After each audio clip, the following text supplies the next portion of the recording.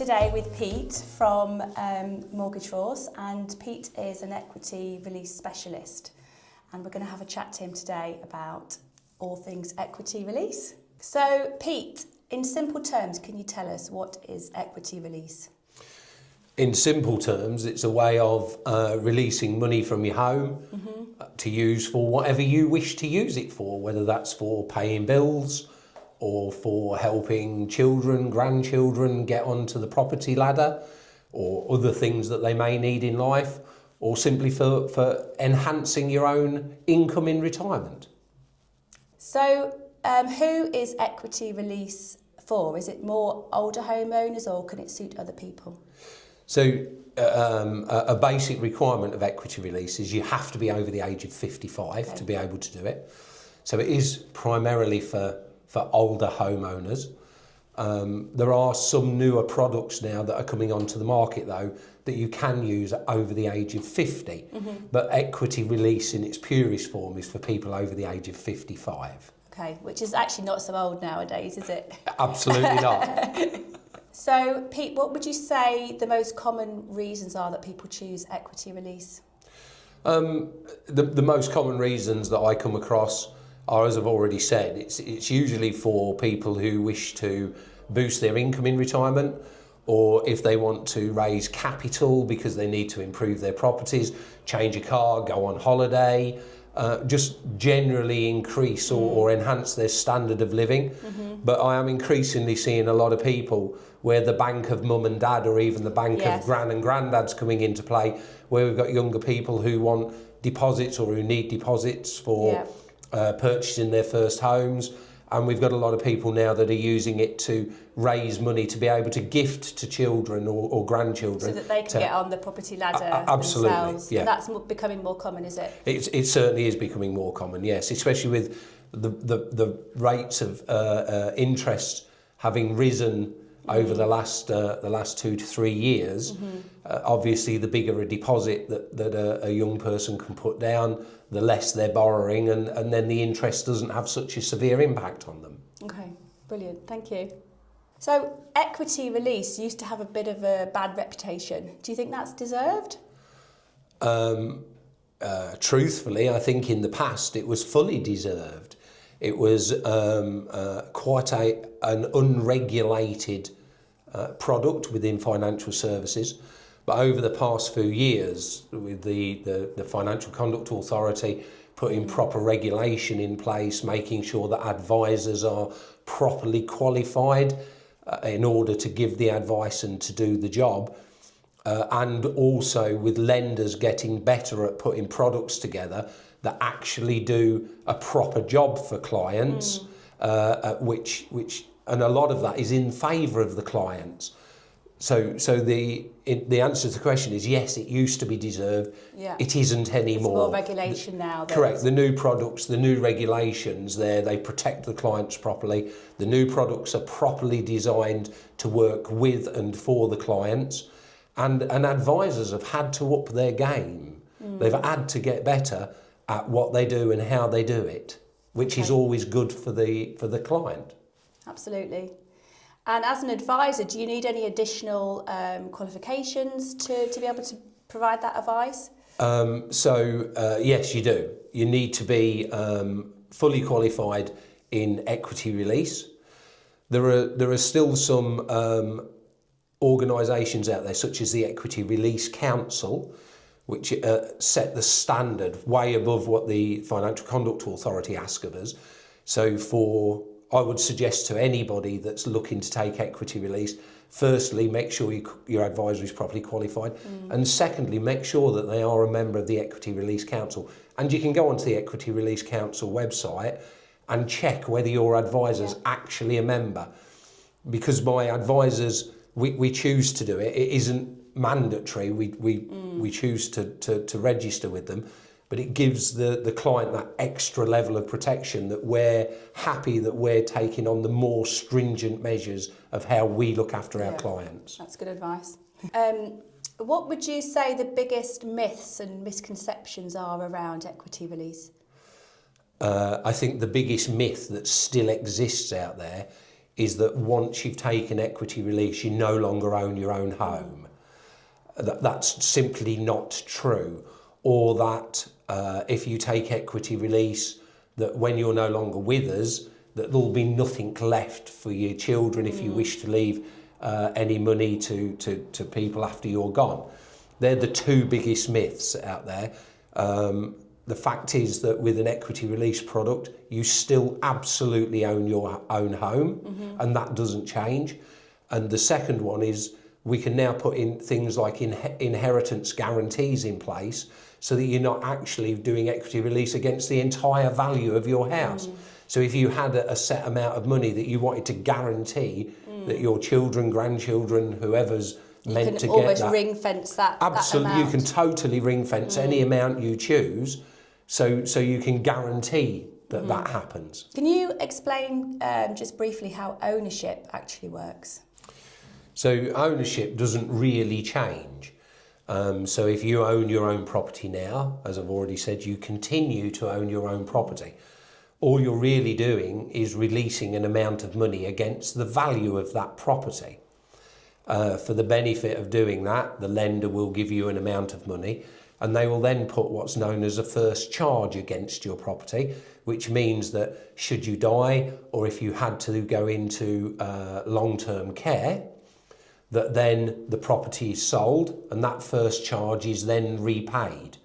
But in terms of ownership, you absolutely continue to own your own home. Okay, that's good. Good news. I think another worry that people have is that is interest building up. How do the newer plans deal with that? So not all, but the vast majority of the newer plans mean that as the interest builds up on your plan, you don't have to let it build up.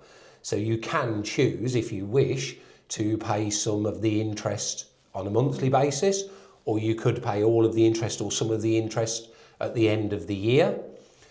And by doing that, the interest doesn't grow in the same way because it doesn't compound anymore. So if you've paid the interest, the amount that you've borrowed just simply remains at the amount that you've borrowed.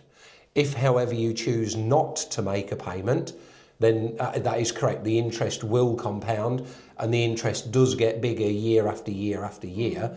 But then one of the things that we don't often talk about is that the value of your property is also likely to increase over that period of time, which helps to offset some of that interest growth. Yeah. And indeed, if you pay the interest off monthly or yearly and just leave the amount that you've borrowed and your property continues to grow, then so does the amount that's left after you're gone. And there's flexibility within the plans to be able to choose, Absolutely. which approach to take. Yeah, and lots and lots of lenders now will allow you to pretty much do as you like. They'll also allow you to pay capital off if you choose to do so. Okay.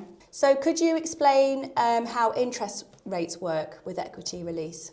Absolutely. So once the client's decided that's what they want to go ahead with, I'll then find the right product with the right lender to fit their needs. And once we've agreed it, that interest rate is then fixed for the entire time of that equity release mortgage. So it won't go up, it won't go down. What that enables me and to very accurately do, and for the client to then know, is exactly what that monthly payment could be or what the yearly interest rate is. And if they then choose to pay it, obviously the borrowing won't go up, but they know exactly what it is.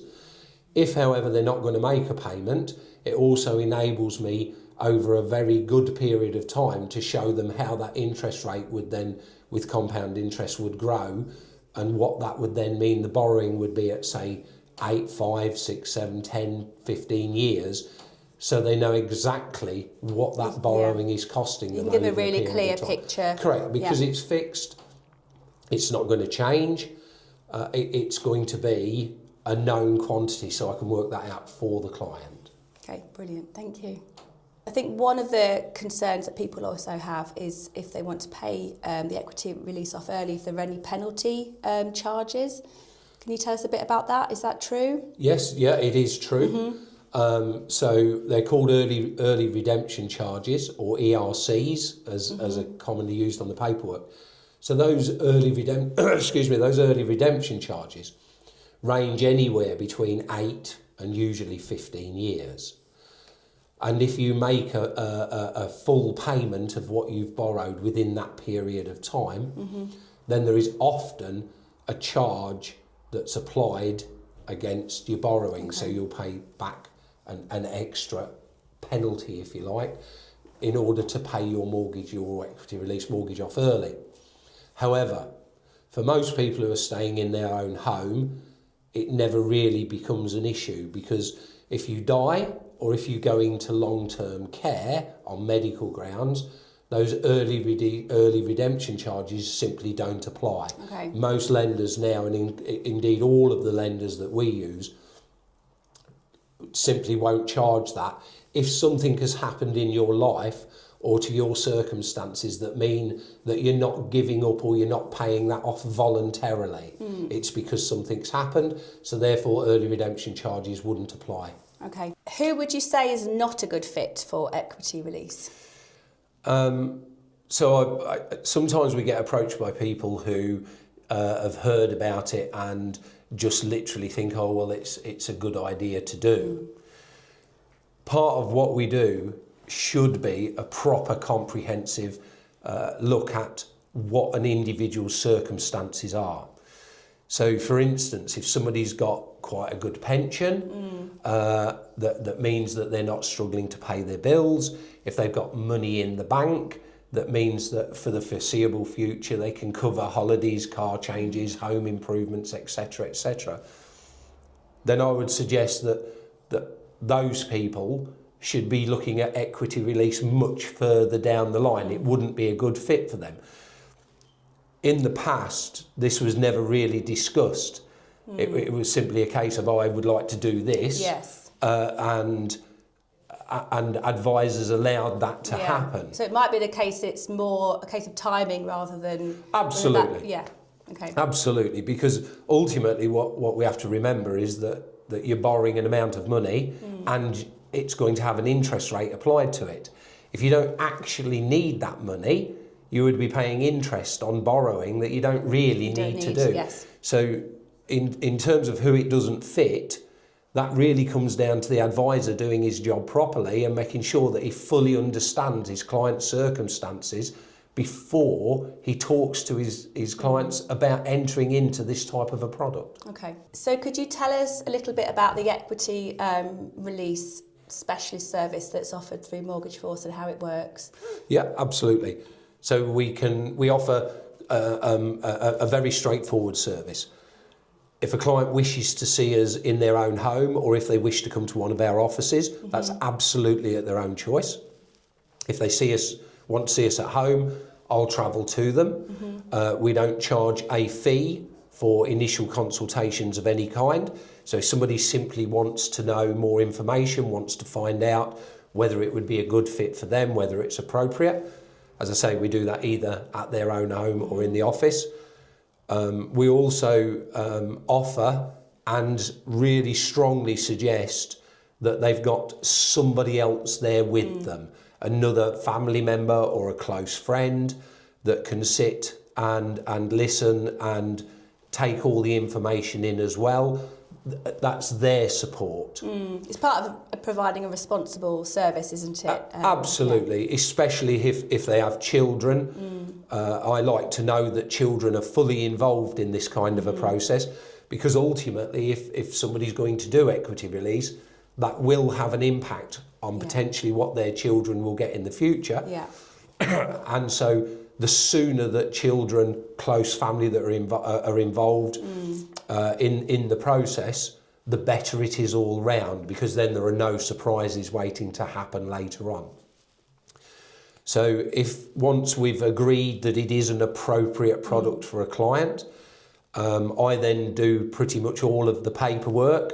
I will instruct solicitors unless they've got their own solicitor that they can use. However, the solicitors they use do have to be equity release qualified and licensed in order to do it. But if somebody doesn't have their own solicitor, we have a panel that we can use of solicitors. I then arrange all of the paperwork, liaise with the lenders, produce quotations, documentation, etc., all before a client actually agrees to doing anything, so that everything that they need to know is all up front before they ever actually commit to doing something. Okay, that sounds very thorough process. So equity release isn't something that you should jump into lightly. How important is it to get proper advice? Absolutely imperative. The only way that you can ensure that what you're doing is right for you and right for your family is by getting proper, regulated, qualified advice. I can't stress strongly enough, look for somebody who's a member of the Equity Release Council, because they've already agreed to take on those extra regulations, if you like, to look after their clients and to do the job properly. One of the reasons, as we spoke about before, about equity release having bad press and a bad name, is because that didn't happen in the past. And people went into contracts without knowing exactly what they were doing, what was going to happen, how and when it was going to happen. And that resulted in the entire market for equity release gaining a really bad reputation and bad press. As we've said, the new products don't do that. The products are designed there to be able to help the client, but the products will only work if the advisor that you're talking to understands the product, knows which is the right fit for you, knows your circumstance, knows what you need and why you need it, and then make sure that the product you're buying is a correct fit for you. Okay, brilliant. Well, thank you so much for talking to us today. You're more than welcome. Clearly know your stuff. Thanks, Pete.